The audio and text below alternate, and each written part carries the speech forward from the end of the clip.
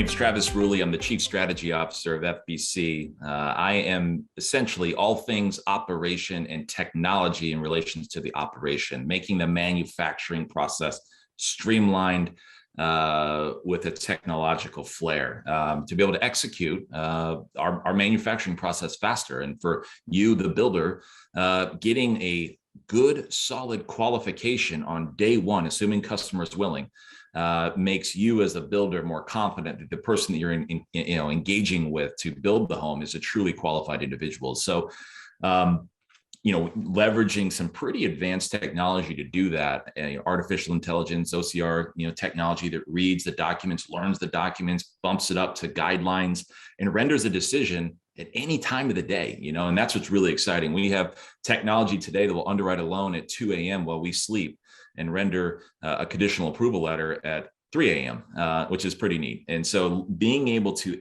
execute the full 24-hour life cycle or 24-hour day, whereas some lenders are 9 to 5 or 8 to 6 or whatever it might be, helps us stay competitive, but helps us inform you, the builder, and all the builders in this community of an eligible customer out of the gate. And so for those of you who are not familiar with FBC, what makes us unique in the building space is we offer so many products, and we solve so many buyer type scenarios. And the builders work so hard, to your point, you've made throughout your speaking engagements, John, is it's hard to get these customers, it's a challenge to get these customers interested in a new versus maybe an old build.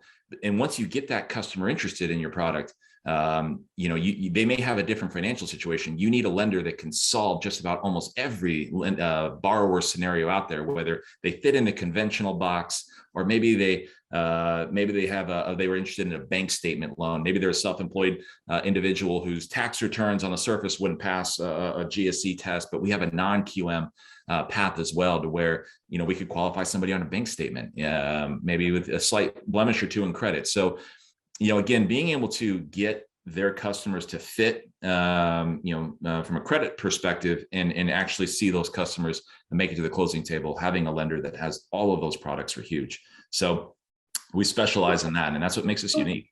So you specialize in builders, but you've got hundreds of offers. Are there major buckets that they're organized into that just our builders should know about, generally speaking, the categories of offers? Sure, you bet. So you have your conventional conventional loan products, your Fannie, your Freddie, all of your government programs, FHA, VA, USDA. We have an extensive jumbo product for some of those high balance properties and loans out there.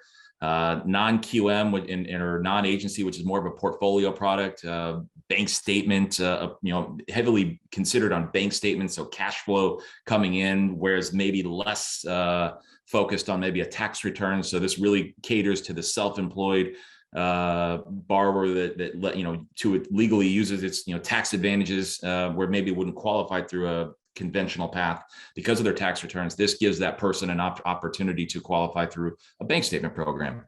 We have bridge loans. You bring, a good point, right now with inventory being so low and how fast things are turning, a customer could use a bridge loan to acquire a new property while they sell the other property. And generally from a term perspective, they're interest only up to 11 months. And so a fantastic tool to help a customer get into that new home while they sell their old. And then we have construction to perm, 203K renovation loans. We do bond programs, depending on the state, whether they have a bond program for down payment assistance, et cetera. We do all of those. What and about so again, the long-term lock thing for that buyer or the builder that's looking to sell built to order, but not necessarily in 6 months? I mean, what long-term lock work for them? Yeah, I think of that as the cherry on top, right? So one of the other cool things that we offer in addition to all those programs is an extended lock. So we offer locks up to 355 days. And right now, that's really important. I mean, as we record this call and this conversation, rates are moving up. And so this is an opportunity for a customer to lock into a great rate today and not worry about a volatile rate environment as we stare at inflation and the Fed's easing up on their monetary policy. This is a very attractive niche tool that we offer our builders and our customers, our process that we're building. I mean, imagine you come to, you apply for me, and while I'm on the phone with you, you get automated disclosures, you upload your documents that night, and you get a decision at 2 a.m. I mean, those are things that are we're able to offer our customers and our builders, as opposed to the old traditional days to get an approval, days to get disclosure. We're able to do it all on day one, and that's really exciting. Is that a marked differentiator versus a used home buying process and mortgage process? Is it, I mean, because that's part of what we're trying to accomplish here is, right, better product, but also better process, right? And it's a grueling process. Yeah. How do we make it more fun? How do we make it more easy? How do we make it more frictionless? I mean, do you think that the way you're partnering with builders on these more speedy approvals and more options for getting qualified and approved, I mean, are you enabling them to have a differentiation in the buying experience side of things too? I think so. The process that we offer and have built, it does cater to both the existing and the new build scenario. But I do think, as we talked throughout this conversation, that integration point of how we work with the builder to make that seamless experience, that's what makes that new, capturing that customer, that new home build, and solving all of the customers' inquiries in one system, one engagement or one experience is probably better instead of there's multiple. And that's jobs to be done, right? That's a future looking effort. And do you anticipate you'd have a handful of early adopters, but that once you get through a few experiences, that you'd have more of a standard feature set and the ability to help subsequent builders go faster on implementing those sorts of approaches? Yes, absolutely. And especially as we build these integrations with widely adopted applications on the builder side, like once you build that code and that integration, it's repeatable. Obviously slight variations by builder and maybe their own instance of that application. Yeah. But that's what makes it scalable. So, our big picture concept here for housing transformation is the grandiose goal is to help builders increase market share. They're sitting there with 9% of the total market. When you look at existing home sales, you look at money spent on rent, you look at money spent on home improvement, they're number 4 in those 3 major categories at $315 billion in 2020, where existing houses, used houses, whatever you want to call them, 2.4 trillion out of a 3.4 trillion market. So the thesis is you should absolutely be able to get more of the market, steal share from used homes. So how do you do that?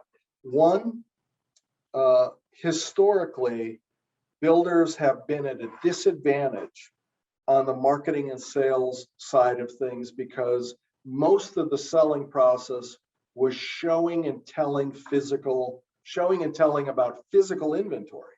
And they were always outnumbered 10 to 1 in physical inventory in terms of a new home to see versus existing homes on the market. If that's the basis, you're going to be outnumbered and outmanned and outgunned on that stuff.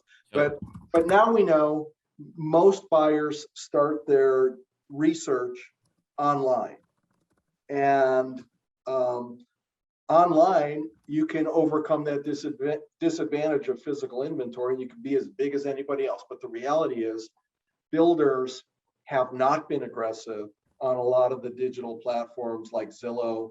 The average used house has 35 images, the average new home has 3 on Zillow. So we were universally disarming at the first point of research for a lot of buyers. So let's say we fix that. Let's get more aggressive. Let's be more fully featured in the places where all buyers are shopping early on. Then let's use digital marketing tool sets to really engage that buyer, things like virtual tours and interactive floor plans and photo reel renderings and And even for many builders using the options technology to let buyers play around with personalizing the home. So let's engage them more with digital. When we get them to yes, let's use digital to sell them a whole bunch more stuff, because we know when the option sales are facilitated on a digital platform and the buyer has time to research and socialize on options, they're going to buy more if there's the right interface done with the design center. And we've got to sell them a new home that is order of magnitude differentiated from a used house that may have been built 5 or 10 years ago. When you buy a new car, it absolutely has a set of features and higher performance than a new car from 5 years ago or 10 years ago. So how do we work in a more collaborative fashion with vendors who are offering new products to get those incorporated into new homes and create that differentiation, right? And the typical buying process for a builder is, let's turn it over to a purchasing manager who's incentivized to save 20% on what they bought last year, versus understanding the value of something new, figuring out how to sell value to the home buyer for innovation and on-trend products. So how do we change those processes and relationships so there's more of a full-blown collaboration on getting new and on-trend features into the home? And then the final piece is lifetime value, right? So if we've tracked the home buying journey digitally, if we've documented the as-built home, because we've got all of the collection of the add-ons from the options captured digitally, and we've got the floor plans and everything else digitally, if we're sitting on that asset, that's a great tool for tapping into lifetime value on maintenance, improvements, repairs, because you know when things are going to break down, you know when things need to be maintained, you know things that the buyer considered but didn't pull the trigger on. So those are the working concepts to potentially lift builders over time from that 9% share of market to I think they should be able to get to 20. They should certainly be able to double, and they should be able to get to 20 if they can make new homes truly new, and they can be more aggressive on the sales and marketing side of things and understand they've made a customer that they shouldn't be running away from in that home buyer. Yeah. Thank you for setting that table, John. And I think you bring some good points, and where I think it could change. And this is where I think, to the collaboration, perspective, and what makes FBC unique, and especially in our joint venture arm of our business, is the traditional process is borrower goes to builder. I like the house. Builder says, go to the lender, see if you're pre-qualified. And it's a completely different experience, right? They have to leave contact point A to go to contact point B, for then contact point B to tell the builder and the buyer if they're eligible or even approved. And that is a clunky experience from a customer's perspective. Now, I go to you to buy a house. Wait a minute, you're telling me to go over there to see if I approve? Okay, when I get time, I'll go over there and apply. And I think that is where we lose some of our interests and some of our capability of captivating our customer. And rather than a disconnected process, to your point, have that marketing where it draws in the customer, but right behind it is a seamless, simple interface with the lending piece to keep that customer engaged with the builder, looking at the builder the entire time, and almost the lender being a second consideration, but almost in the same walking path that the buyer originally approached the builder. And so that's the pre-purchase side of it. The post-purchase side of it, to your point, they forgot something. They want to do some upgrades. That's where that same seamless experience and interface to someone like FBC that can handle maybe a refinance or a cash out, or maybe there's some equity, maybe a year, 6 months after the event, to go ahead and make those improvements to the property. And that's, to your point, a customer for life. When you could serve them pre-sale and post-sale, that builder keeps that customer in their queue. So how would you work with a builder to implement something like that? I mean, what's the resource mesh? What sort of planning is involved with that. It doesn't even sound like you got alpha or beta, users on that just yet. So just provide a little bit of a picture on how you think that might work. Yeah, I think Actually, I just like the aftermarket piece and the pre-buying and initial buy sort of thing. Yeah, I think the first thing when you think of a project of that scale, there's two components. Obviously, the borrower experience, the customer interface, the branding, the white labeling of the experience. That's all consideration in that. But there's a technical side of it where we need to understand the builder's point of sale system or whatever the system that they're using today and what their webhook capabilities are, so we can integrate and exchange data between the two platforms to make that simple, seamless or frictionless experience for our customer.